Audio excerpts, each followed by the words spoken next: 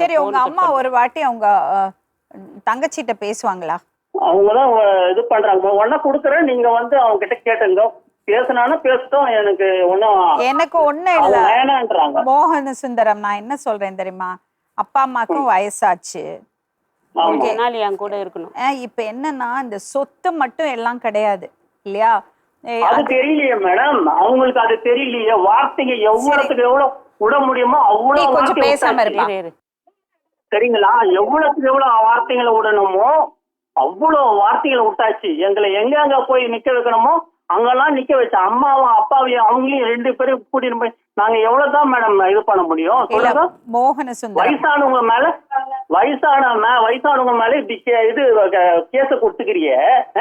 அப்பா அம்மா மேல கேஸ் கொடுத்திருக்கீங்க. நேரா வந்து பேசி இருப்ப, கேஸ் கொடுத்துக்க மாட்டேன். அப்பா அம்மா கொடுக்கல.